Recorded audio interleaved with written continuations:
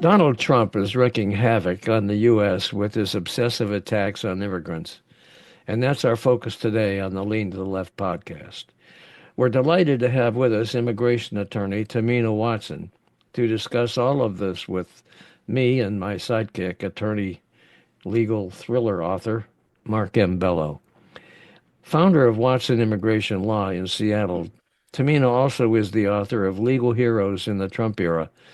Be Inspired, Expand Your Impact, Change the World, published in 2020. And she published the Startup Visa, U.S. Immigration Visa Guide for Startups and Founders in 2023. Tamina is a fellow podcaster, hosting the Tahmina Talks Immigration and the Startup Visa podcast. She previously was a guest on the Justice Counts podcast that I co-hosted with Mark Bello. Tamina, thanks so much for joining us today. I really appreciate it. I'm so honored to be here, Bob and Mark. Thank you for having me. Well, welcome to me. Bob and I both felt that given what's going on these days with Trump back in the White House, and as Bob mentioned, these attacks on immigrants, we thought you'd be a very appropriate and timely guest. So I'm glad you're here. Well, Yeah, thank we you. were talking the other day. Mark and I were on a discussion online, and he mentioned you, and I thought, man, that's a great idea. So here we are. Thank you for thinking of me. Sure. Now, how about giving us just your overview of Trump's massive attack on immigrants in this country and its implications? In case the listeners don't know me, I practice business immigration law in Washington state. My clients are generally small to medium-sized businesses. I work with a lot of tech founders, a lot of people who are expanding their businesses into the United States. So my day job is being a business immigration attorney.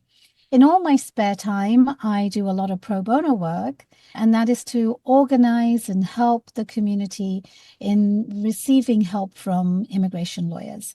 I am the chair of the local AILA Washington Response Committee, and I'm part of many different organizations and committees locally. And so, from that context, I think it's important to know that I have an overview that expands into one area to another. And from the news that people hear, it's important to know that before the election, the rhetoric that we had was really that undocumented immigrants would be in danger, that there would be a deportation in large scales. And we also were afraid of birthright citizenship issues that would primarily affect undocumented workers. What we saw was a multifaceted approach on immigration. So when it comes to undocumented immigrants, obviously there's a heightened process to detain. They are also looking at people who have status in the US in one way or another with or permission to be in the US. So you might have heard in the news that there's temporary protected status. There are different types of parole programs where people from countries where their lives are in danger for one reason or another, that their permission to be in the United States will be coming to an end because those programs will be ended. We have also seen that people with green cards who might have had some issues in the past are being detained. And there's a big story going on at the moment in Washington state where a woman who's been in the US for 50 years is now detained because there was some sort of criminal issue maybe decades ago. We have also seen tourists who are coming into the United States be scrutinized and treated badly. There was a big story in the news with a woman who was coming to Washington state who was detained, and she was from the UK. Many tourists who are coming into the US are facing issues, so much so that there are countries outside the US that are warning their citizens about traveling into the US. And so I think from a high level perspective, immigration as a whole is being used as a tool to create fear, not just within the US anymore, though, It is happening around the world where people are now afraid to come into the US. Canada as well had issued a warning to their citizens about coming into the US. And there seems to be a multifaceted approach to immigration at the moment. And how is that going to affect us? It's going to affect our economy. It is going to affect the bottom line of businesses that rely on immigrants. The farming industry, for sure, is facing a lot of challenges. A lot of farmers who rely on grants from different types of federal programs are suffering from that angle, as well as the angle of potentially not having workers. So up and down the country, up and down industries, I think we're going to be seeing and feeling the impact of these types of policies, maybe not immediately, but in the months to come. Bob used the term massive attack on immigrants. And I don't know if that's an overstatement or an understatement, but the question I'm often asked as a lawyer who doesn't practice immigration, is any of this crap legal? And I'm wondering how much of what he's doing has backup in the immigration law system, and how much of he's doing is outside the law, and what lawyers and members of the public can do to fight back. Let's look at it from a very fundamental level. And it's not just immigration. I think a lot of the things that are happening at the moment are being challenged in the courts, whether federal workers are being terminated from their positions, whether there are unconstitutional executive orders, such as the Birthright Citizenship Executive Order, whether there are executive orders against specific law firms, which is essentially an abuse of power. There are lots of things happening at the moment that are clearly unprecedented. When the Guantanamo Bay issue came up, I think a lot of immigration lawyers were taken aback, or just people in general. Guantanamo Bay was never used for immigrants per se. And the modern day immigration lawyer who's only been practicing in the last 20 years never had to deal with Guantanamo as a place where their clients would be detained. And suddenly, Guantanamo Bay is clearly something that is at the top of the list of where people will be sent. But the other unprecedented, likely unconstitutional action is sending immigrants to El Salvador, where due process is not being met at all. And humans are being treated so badly in this modern day age. So the question that you ask is, what is lawful in all of these actions? And that's why these are being challenged at every level. But if you then see that there are challenges against lawyers, it boggles the mind about how they're trying to really circumvent an entire system. What's the score? Who's winning in the courts? I think, well, at the moment, I think lawyers are winning so far, but this is a long game. Yeah, but what And happens when it goes to the Supreme Court? that's what they're relying on, right? I think that's what they're relying on, that everything makes its way to the Supreme Court. I think they might be surprised. I hope you're right, Mark. I think I have to rely on lawyers that have been practicing for so long, that made it into the judiciary to work their way all the way to the highest court of the nation, actually do apply the rule of law and abide by the code of conduct, and that judges and lawyers must abide by. Otherwise, we're not a democracy anymore. And I think we are absolutely within a constitutional crisis. And so immigration was the key issue in his first term. Now it is one of the top issues, but not the only one. What happens if the Supreme Court rules that what Trump is trying to do on whichever of these issues we're talking about is unlawful or unconstitutional, and he just says, screw it, I'm going to do it anyway, and they press forward regardless? The Justice Department is now in his hands. So who is there to enforce any ruling by the Supreme Court? I wish I had a good answer for you. Yeah, that's scary, isn't it? The answer is Congress. But Yeah, but whose yeah, I hands is understand. Congress in now? They need to grow a set, but we'll just have to see. Yeah, I think it's we the people. Ultimately, it's we the people. We You're the right. people. yeah. It was Power. heartening to see that just this last week in Pennsylvania, I think it was in Pennsylvania, and I'm not sure which other state, but there were two cases where in the state legislatures that had always gone or had for a long time gone to Republicans that a Democrat won in a special election by a large margin in Pennsylvania.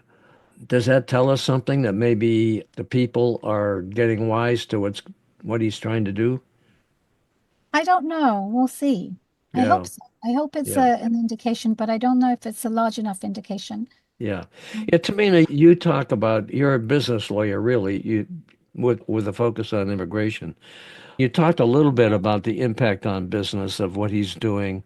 You mentioned the farmers, but many industries across the country rely on immigrants to do much of the work. Construction is one, housing is another. Your clients, have you had experiences trying to help people who are faced with these issues? I think I'll start to see problems, the bigger problems in the next 2 to 3 months. But what we are seeing now is heightened scrutiny on cases. And some cases were having heightened scrutiny during the Biden administration too, but they've leveled up their scrutiny. And what I will say is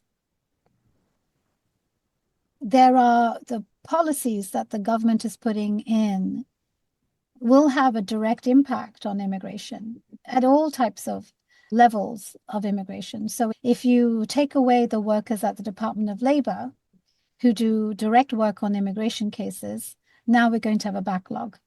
Mm. If you take away State Department officials who are giving visas at the consulates, we've now got a backlog. If you take away officers who adjudicate cases at USCIS, now you have a backlog. So not only do we have scrutiny coming our way on cases, we are also seeing, or we'll start to feel the repercussions of these layoffs that are happening at the federal level.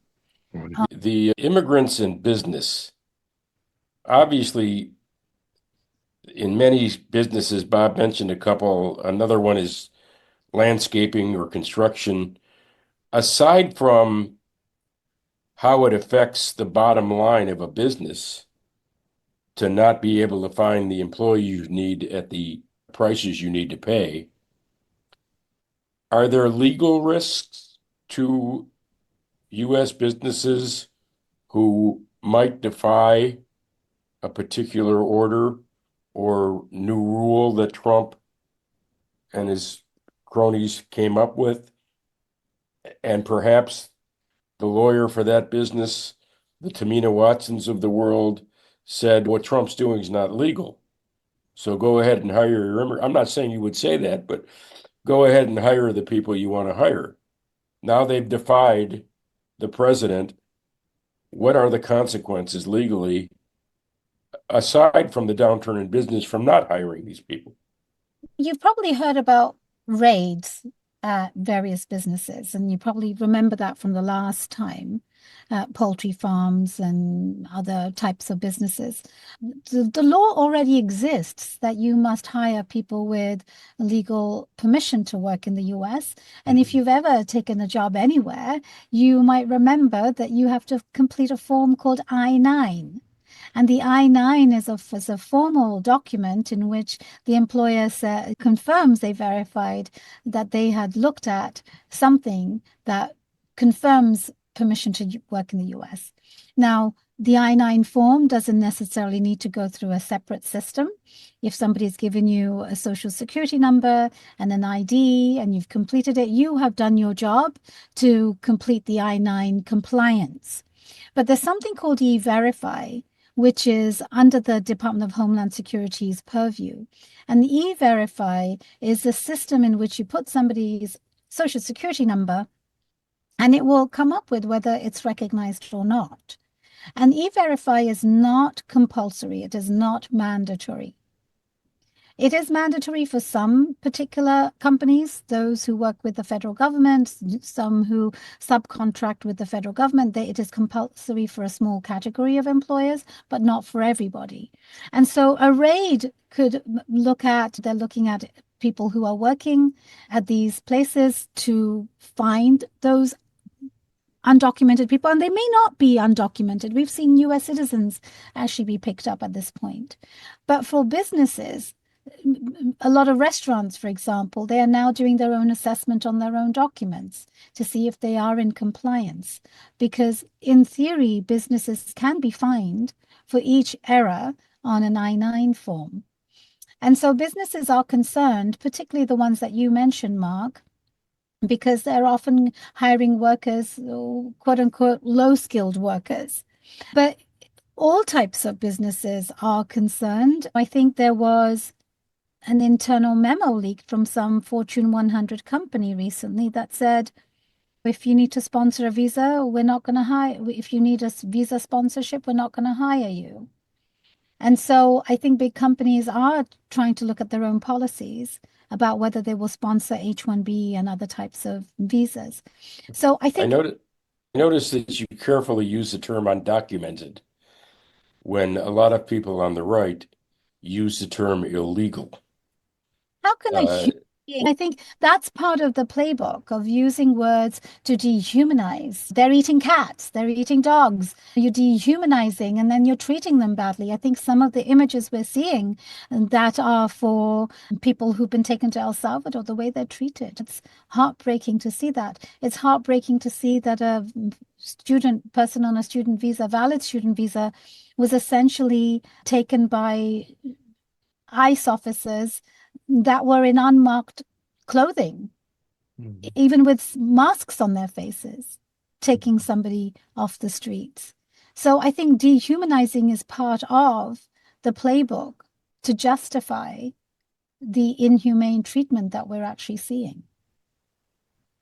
Last month, you posted a blog regarding a travel ban ordered by the Trump administration, and you caution clients not to travel without speaking with your firm. What's going on with that? Such a good question. And that's one of the questions we're getting on a very daily basis. So on March 14th, the New York Times reported on a story that the White House is considering a travel ban. Now, we were all, immigration lawyers in particular, we were all expecting some sort of travel ban. And for the record, a travel ban has not gone into effect quite yet, but a draft has been leaked. And in all honesty, I've not seen the actual draft order itself. I'm just talking about what I read in the New York Times. You're talking about? Yes, they've made 3 columns of countries, red, orange, and yellow. Red countries, which include Iran and this time Pakistan and Afghanistan, and some other countries, including some of the ones from last time, citizens of those countries will be banned with immediate effect. The orange and yellow listed countries will have to abide by some of the rules that the White House will be putting forward, fix whatever system. I don't know what they are. And so this has been leaked, and we didn't really know when it was going to come out. We thought it was going to be out already. And once these bans go into effect, it would be very difficult for people to re-enter. When we had the very first travel ban in 2017, green card holders were not part of the ban.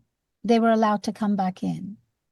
It is very hard to say what will happen this time round because we are seeing mistreatment of green card holders already at the border. And your listeners might have heard about a German citizen who was a green card holder who was treated very poorly and violently, actually, in New York, and then he was deported. And so the travel ban that we expect to see sometime in the near future could have unprecedented language in it. And of course, it will be challenged. But in the interim, people who would be outside may actually be stuck outside until there's some sort of resolution. I will add that in November 2024, I went to a university to do a presentation on visas for startup founders. And at the time, because of various questions, I was asked, is it safe for students to travel? And at the time, I said, if you're on a student visa, please do not travel. Do not travel. Wherever you are, please come back by January 20th. And I have to say that at the time, I was met with some pushback. Like, you're scaring us. Please don't. And this came from the organizers, not necessarily the students. Yep. And I said to them, look, we cannot predict what will happen. And the only thing that you can do is be conservative and cautious. And as an expert, it's my duty to be able to share the insights and foresights that I would have. And what we're seeing now is that it is actually much worse than I had even predicted, similar to what Bob said earlier. Students are being targeted specifically. There's a very famous story at the moment of a Columbia student who was actually a green card holder who's being detained, and they're trying to deport him. But other students are on notice too. And so I think the travel ban, without even being in effect, is already having an impact on the psyche of people of whether I should travel or not. Yeah. You mentioned earlier about the immigrants who were put on a plane and sent to El Salvador in violation, by the way, of a court order. I believe Trump did that by executive order, and I'm wondering whether an executive order can override existing immigration law or even constitutional rights. Will courts, especially the Supreme Court, let that stand? I certainly hope it will not let it stand. I hope the Supreme Court upholds the Constitution. I think every lawyer, every judge, and no matter what level of judiciary you are serving on, must abide by the rule of law, the code of conduct, the ethics rules that we have, and particularly the Constitution. I think what we're facing is an unprecedented time of questioning what the Constitution provides as protection to the people. And I think what people need to understand is the attacks are happening on immigrants, but it can unfold in many ways in which others could be faced with these types of situations too. A US citizen was actually, multiple US citizens were detained over the last couple of months. And one of them was the uncle of somebody who worked at my office. And this was a story in California. And this person was a naturalized citizen who was in a profession, an architect, working in a professional building. And when ICE came to do a raid, they essentially took him away. And they released him, I think it was 24 or 48 hours later. But the psychological trauma had already happened. And so I think we're facing unprecedented times with immigration might be one of the top topics, but at the core, democracy is being challenged. Yes, that's for certain. You mentioned earlier issues involving student visas, and I read today that Secretary of State Rubio has said that the Department of State has revoked 300 or more student visas as the White House increasingly targets activists, foreign-born students. And he warned that the administration was looking out for, quote, these lunatics, close quote. What are your thoughts about that? I have not seen that news yet. Did that come out today? Yeah. Yeah, I've been in meetings all day. I'll have to look at that. But my immediate thought is that I need to look at that news, and I think it's important to examine what had those students done. The student that was picked up by ICE, 6 ICE agents, I believe, in masks so their faces couldn't be seen. That person's only offense was writing an op-ed about the human rights of people in Palestine. These students were protesters, and Apparently, they didn't like the fact they were protesting. I think it starts in one place and it ends up somewhere else. What does it say about protesting in general? Yeah, absolutely. I live in South Carolina, and it's a red state, big time red state. But there are tons and tons of every week. There's a protest here now against Trump and Doge and Musk, and I'm going to one tomorrow. Thank you for doing that. I mean, we Yeah, need to help. they're every week, and that's here in South Carolina. Now, and these are taking place across the country. And it's not the National Democratic Party that's pushing them. It's a startup organization that launched these things to show that there's broad opposition to what Trump is doing. That's the we the people that Tamina was referring to earlier. Yes, of course it The is. buck stops with us Of course eventually. it is. And I was at one of these protests a couple of weeks ago here in Myrtle Beach, and a young mom had a sign, handmade sign that said, "America has no kings." And there's a crown, a gold crown with a red slash through it. And she gave that sign to me, and I have it on my wall, and I'm taking it to this next protest I'm going to, and I'm going to use it. And I thank that little girl for doing that. I love it. I love it. You'll have to post it so we Yeah, I will show it when I put this video together. You guys will be able to see it. The important thing about your question, Bob, was the use of the term lunatics. Yeah. Buzzwords are very important in the Trump administration. They use the term lunatics. They use the term illegal. They Hmm. use the term savages. They're creating images of bad guy versus good guy. Trump's on his white horse, and he's the white knight who's going to protect us from these, quote, bad, unquote, people. It's very dangerous stuff. And immigration lawyers like Tamina are going to be on the front lines of protecting our citizens, whether they're undocumented, whether they have green cards, whether they're legal immigrants, whether they've been naturalized, whether they're citizens. He's going to demonize everybody that doesn't agree with him. And to your point in South Carolina, while it's a red state, and I agree with you, even red states have something like 35 to 40% blue, common sense, constitutional citizens. And all you've got to do is change 4 to 5% of those, and suddenly there's an 8% swing. Yeah. Doing things like this and letting people know what's going on, even if it's a couple thousand there is today, I presume, Yeah. it's important stuff. Yeah. It is important. That's why I continue to do this. And to And me, I applaud you for it. I thank you for coming on and talking about this with us. I really do. I saw that also online today. I did a little in preparation for our conversation.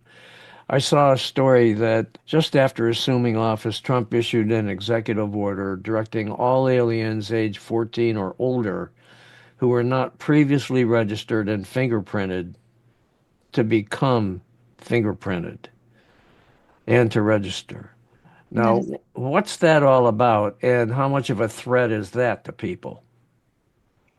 again, it's unprecedented in this form. It's called alien registration. It hasn't started. I don't think it's in. They're getting in place to implement it, but I don't think it's started yet. I'd have to look at when it's supposed to start. But that executive order led to a regulation to go into place, and whenever it goes into effect, anybody in the United States for more than 30 days over the age of 14 will have to register, and that will include tourists who come here. It will include undocumented folks for sure. And the question you ask about risk, it is essentially, and it's going to be a crime if you do not do that. It's Uh-huh. not going to be a civil violation, it's going to be a crime, as far as I understand. It is going to be a challenge for people, and immigration lawyer communities are discussing our ethical obligations on what we advise our people, our clients. And of course, if that's the law, that's the law. And we have to abide by the law.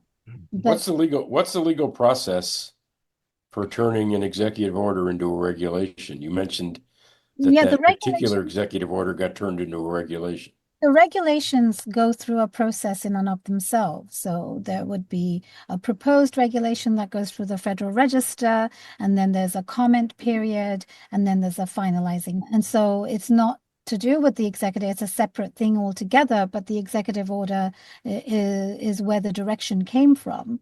And when that becomes implemented, there will be a date that will say from this date onwards, this is in effect. And Does it then require an act of Congress? the regulations do not. Okay. Okay, but executive orders do not have the weight of legislation. They do not, but regulations do have that weight, and regulations do have to be abided by. I And understand regulations do, but all these executive orders, he's issued what, over 100, I think. yeah, Much more than that. Yeah, so what the hell? How are they? I think you asked earlier, Mark, are they really legal? I think one of the things that might benefit all of us is if you get a constitutional lawyer on this podcast. Yeah, there's an idea.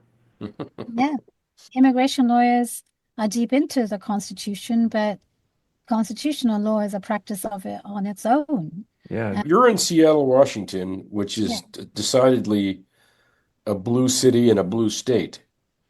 What can state and local governments do to combat this? Can they refuse to comply with ICE or federal immigration enforcements?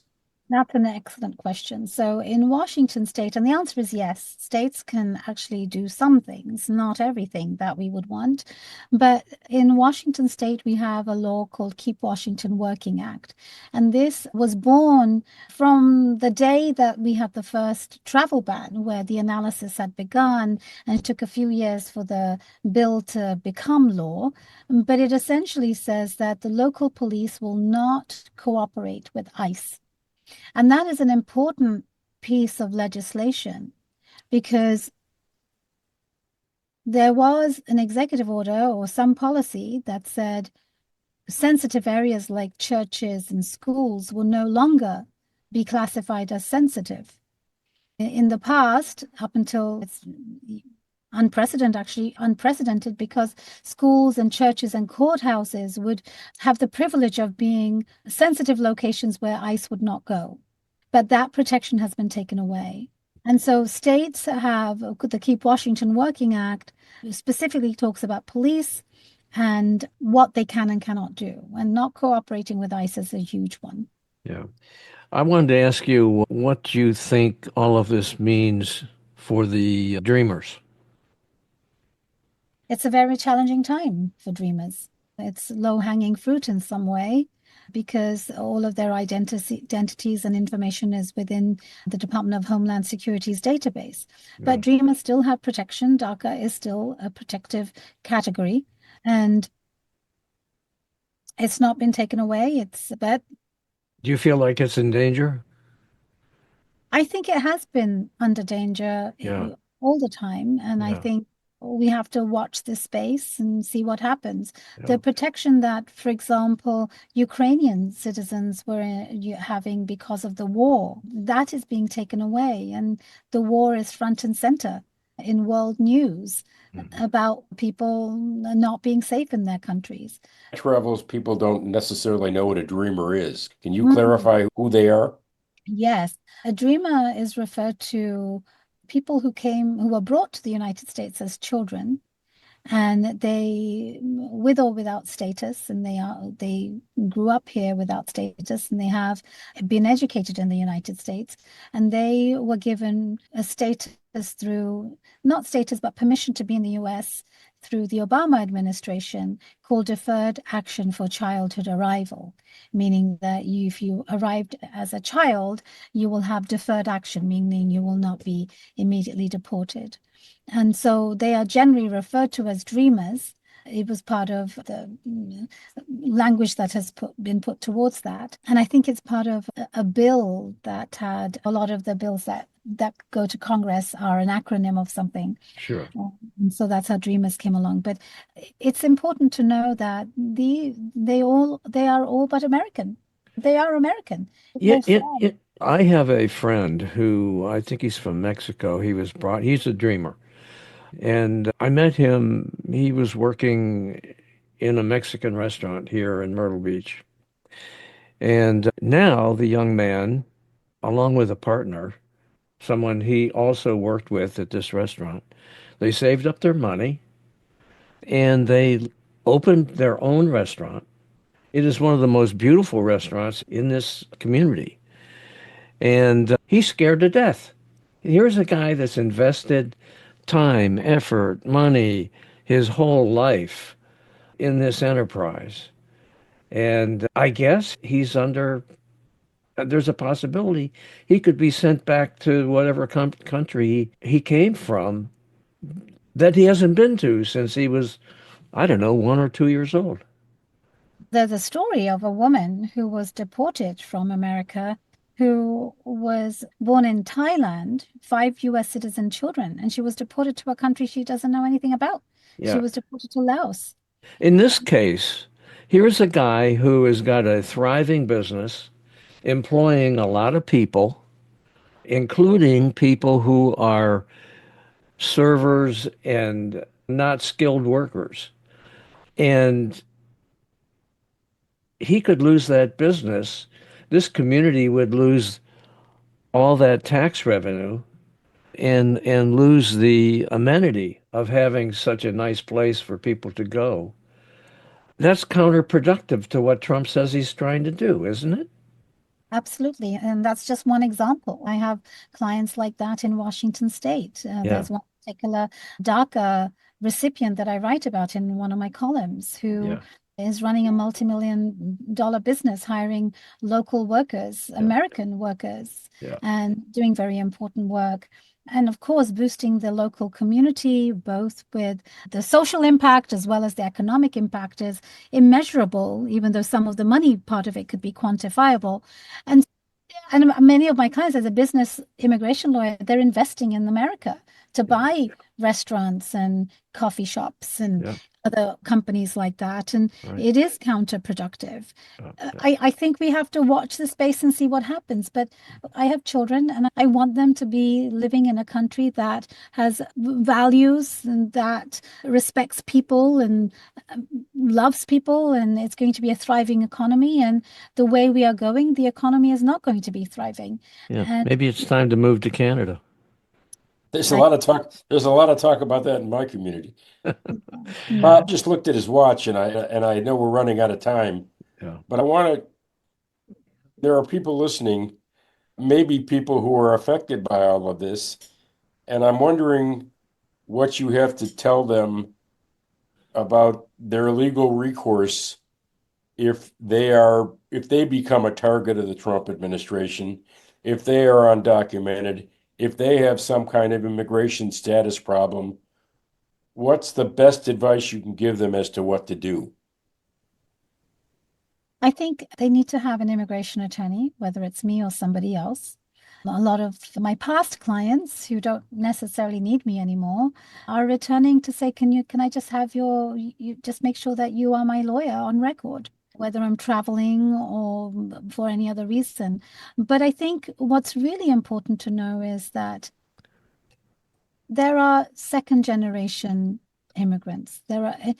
Everybody's an immigrant ultimately. Our forefathers who came here, they came on the Mayflower. Remember your history. Remember history of your family, and then stand up for what you believe is right.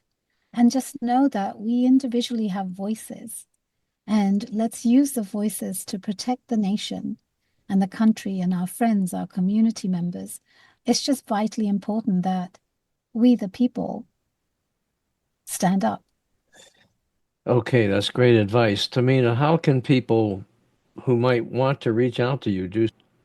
Yeah, thank you so much again for having me. If people want to connect and just see what I'm up to, they can connect with me on LinkedIn. I'm very active there. My website is www.watsonimmigrationlaw.com. And you can just Google all the things that I've done. So I think there's you can't miss me if you try to find me. Okay. That's what I tell people. You can't miss me. Just Google me. Just Google. You need to upgrade that 2020 book about Trump. I think you need to do a 2024 edition or add a supplement or something. Because this is going to get I'm sorry to say, but it's going to get worse before it gets better. That's for sure. Yeah. Yeah. Yeah. Yeah. Yeah. Well, Tahmina, I want to thank you so much for coming on. I know that you kind of squeezed us in because you were pressed for time here, and I appreciate that no end. It's a very important topic. So many people are affected. Thank you so much. Thank you so much. And thank you for keeping the conversation going. I think making sure that people are aware of the issues and how it impacts them is an incredible service. So thank you for your bravery and thank you for doing this. Hey guys, I'm Bob Gatty, founder and host of Lean to the Left. I'm excited to share our new book, Hijack Nation, Donald Trump's Attack on America's Greatness, co-authored with political analyst and professor C.J. Waldron. In Hijack Nation, we delve into the unfolding story of America's political landscape through a series of essays from leantotheleft.net. We explore how Donald Trump's presidency has transformed American politics, challenging our values and institutions. Hijack Nation isn't just a book, it's a call to action. It invites you to reflect on what it means to be American in a divided political landscape. Together we can reclaim our nation's greatness. So get your copy of Hijack Nation today. Visit leantotheleft.net and click on the Books tab to learn more and to order.